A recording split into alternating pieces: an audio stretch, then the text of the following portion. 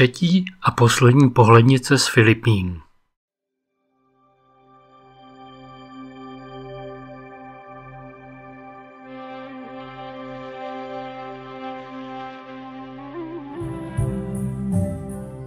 Zastavujeme, protože vám jen málo kde zahrají uprostřed palmového lesa, jako právě zde.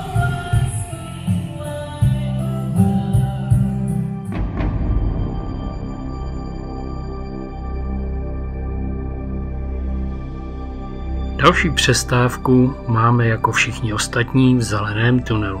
Mahagonové stromy nejsou k vidění každý den. Nenecháme si tím ale zamotat hlavu a pokračujeme v jízdě do kopců. Na ostrově Bohol se nachází několik farem, kde žijou malá, skoro opičátka zvaní nártouni. Málem jsme ty nártouny přejeli. Projdeme turniketem a jsme v oploceném areálu.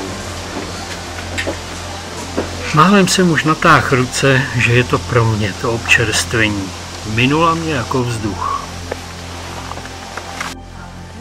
Nártoun je maličké stvoření, vešel by se do dlaní. Jsou to hmyzožravé potvůrky, které žijí hlavně v noci. Proto mají ta velká kukadla. Nártoun neumí hýbat očima, umí úžasně otáčet celou hlavou.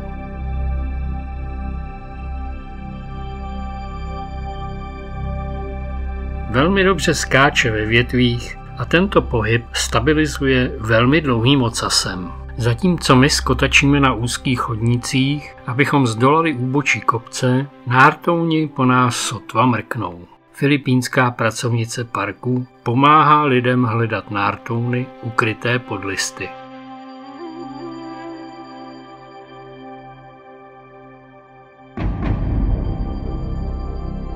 Samozřejmě, že úplně nejvíc nártounů najdeme v prodejně suvenýrů.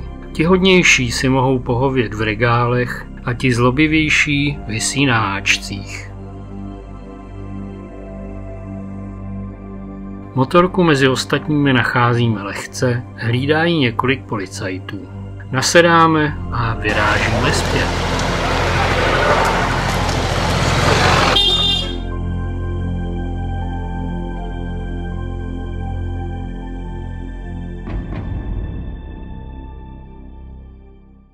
Přijíždíme do města Lobok, kde stojí kostel na levé straně silnice. Ten původní, zbudovaný v roce 1596, ten schořel v roce 1638.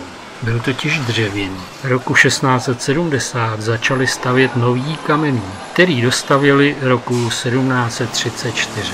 V roce 2013 kostel silně poškodilo zemětřesení a tak se opravuje dodnes.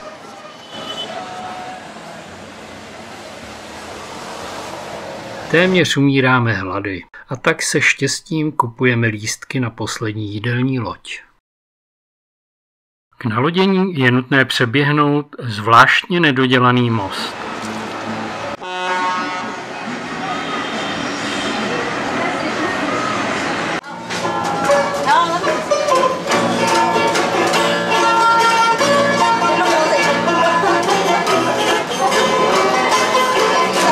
Zde vám změří teplotu, ukážou cestu na správnou loď a ještě i zahrají. Se štěstím jsme uvedeni ke stolu na přídi.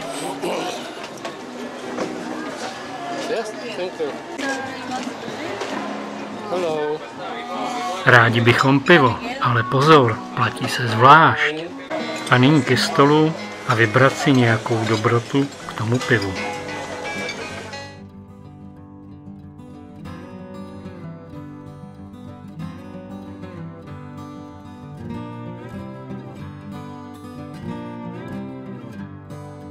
Loď se dala do pohybu a domečky se brzo ztrácí v palmové džungli.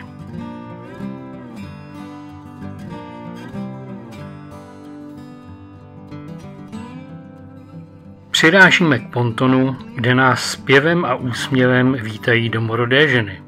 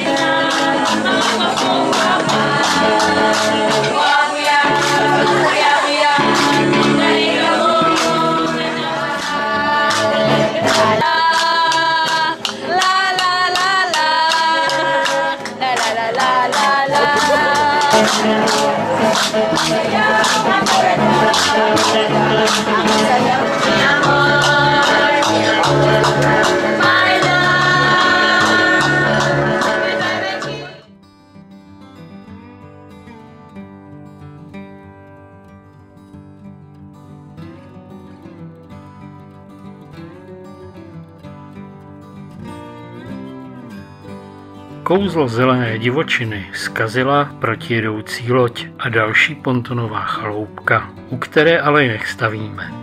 Stavíme naopak u 1,5 metrových vodopádů, skrze které nelze pokračovat dál.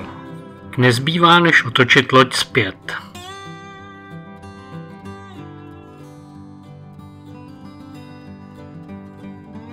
Posádka rychle upoutává člun a po nás se tu už jenom uklízí.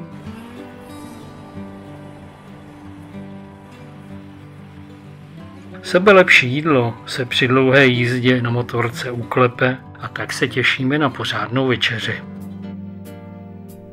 Naším dalším cílem je okolí městečka Antequera. Pěkné vodopády jsou kryty v zelené rozsedlině, kam lze sestoupit po schodech.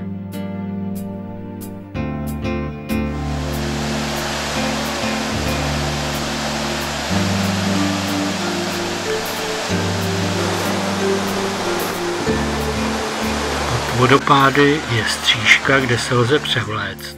Voda je tu čistá a teplá a přímo láká ke koupání. Kamenné bloky evokují vzpomínku na říčku Vidru.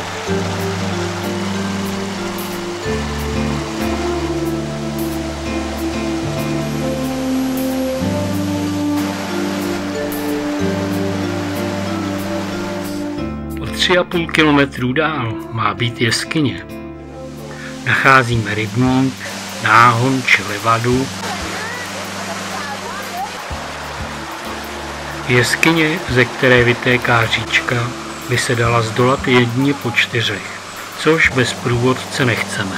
Ale protože nikde není, odjíždíme, aniž bychom tajemství jeskyně poznali.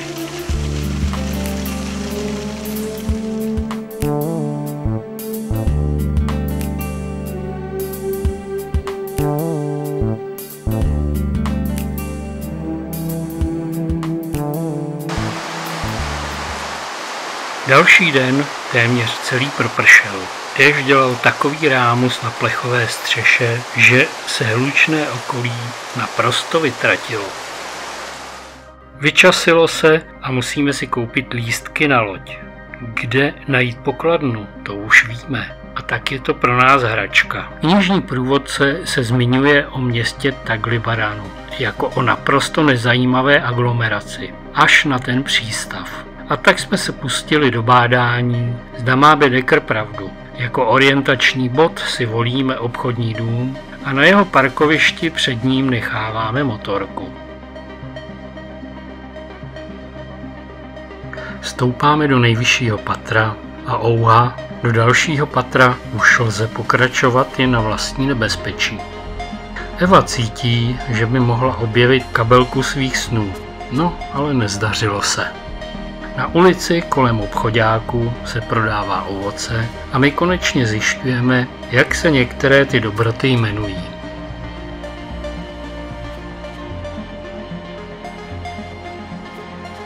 Odvážně se pouštíme i do dalších uliček Taglivaranu, protože se nám nechce věřit, že zde asi není nikdo, kdo by architektonicky řešil vývoj tohoto města.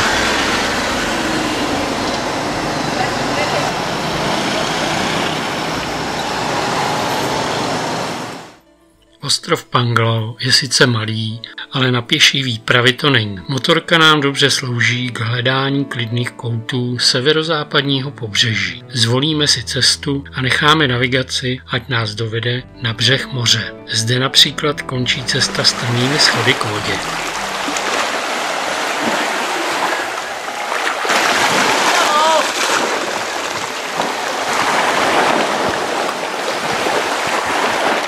V druhém případě jsme o trochu úspěšnější. Za zpěvu karaoke se ptáme domorodců, zda tu smíme zůstat. Nabízejí nám zde i grilované vepřové a panáka.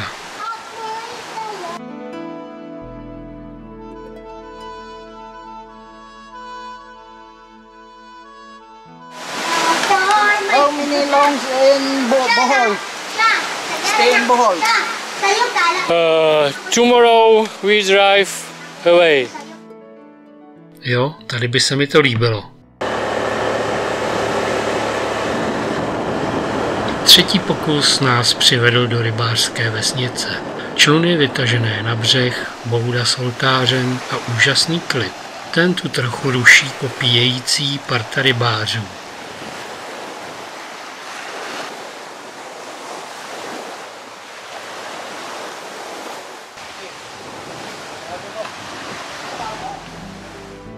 Jeden z nich nám dokonce nabízí rybu. No. You want another one?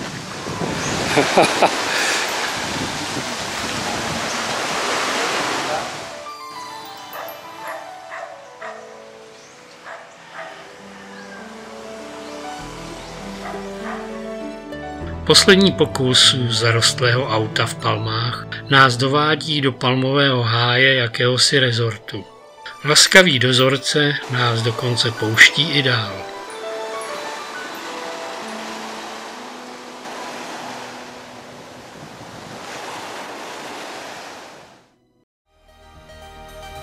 Dnes ještě dotankujeme plnou a vrátíme motorku. Poslední večeře na Alona Beach při západu slunce. Upíjejíce vychlazeného piva. Sledujeme změny ceníků k horšímu.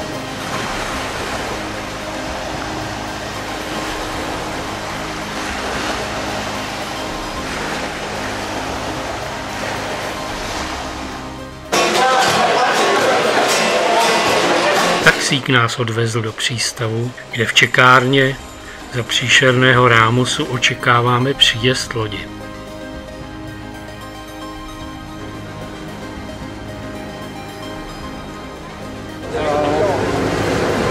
Sir, beside the window.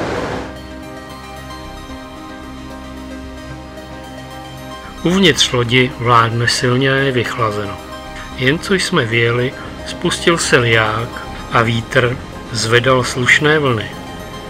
Asi po hodině a půl plavby se blížíme k Cebu.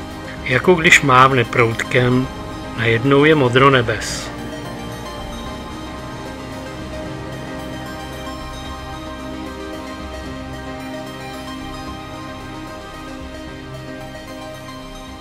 Dokonce i náš kufr se neutopil a vystupuje s námi. Dá to chvilku, než najdem lacinější taxi, zadařilo se.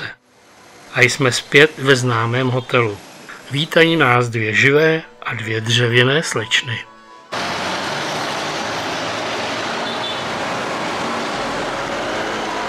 Než se dočkáme příjezdu naší cyklistické výpravy, vyrážíme do downtownu. Ulice jako Salem se dobře pamatuje a taky použijeme i přes ukrutné pachové zábrany jako cesty k památkám města Cebu.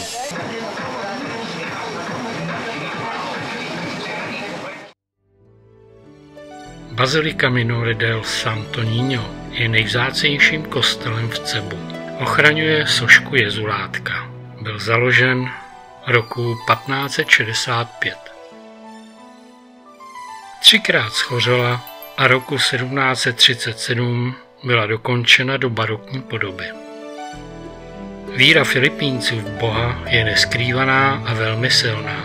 A také v chrámové lodi, kryté malovaným stropem, stále plno lidí.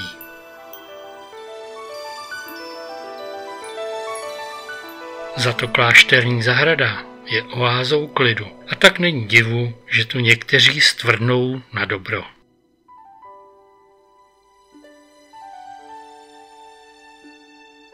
Jen pár desítek metrů od baziliky je jakási kaple, která zastřešuje vztyčený kříž kapitána Magellána.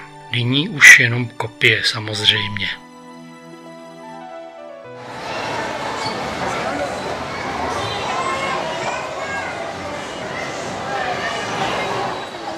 A zase jen o kus dál, asi tak 200 metrů od moře, je radnice s náměstím. Za velkého pokřiku tu probíhá nábor do místních škol a o kus dál barevný zeleninový trh.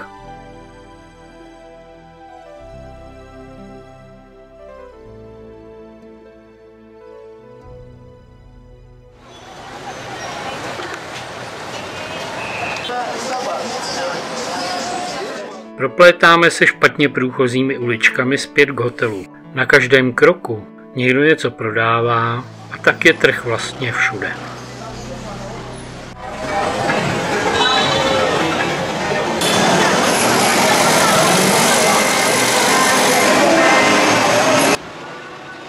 Už se setmělo, spousty lidí se valí z práce a my vyhlížíme naše cyklisty. Ze tmy se vynořují uprostřed silnice lidé na kolech. A co tihle? No to také ne. A tak nám tu pod nosem vzniká trh s čímkoliv.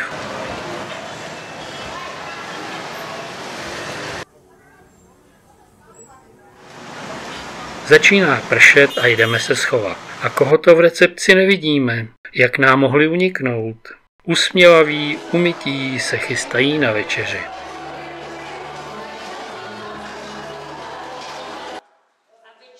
V téměř vzduchoprázdném prostoru hotelu musí svá kola zbalit zpět do krabic.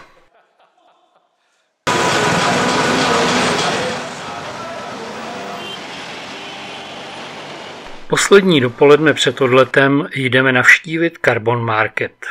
Největší to trh v městě. Kličkujeme mezi stánky na chodnících, občas dumám, cože je to za okny v patře.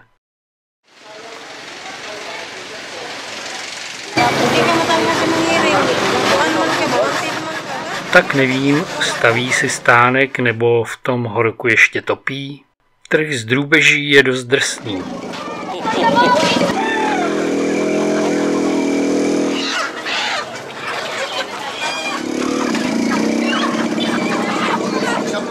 Za to sušené ryby se ani nehnou, ale víte o nich už pěkně zdaleka.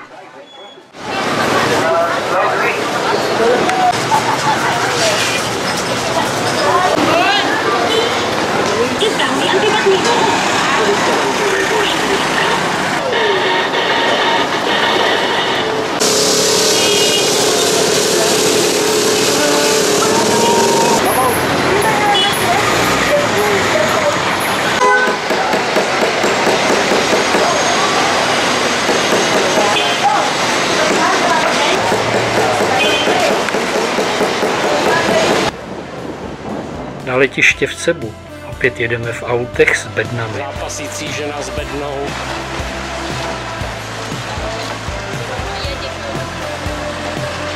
Tady pozor, ten sloupek je ocelový.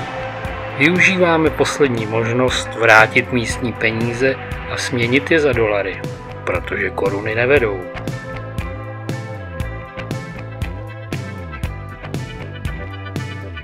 Jirka se to chystá v bufetu pro občerstvit. Konečně potkávám i žraloka velkého. Je milý, je laminátový, ani se nehne. Cebu je, jak se zdá, jak civilní, tak i vojenské letiště.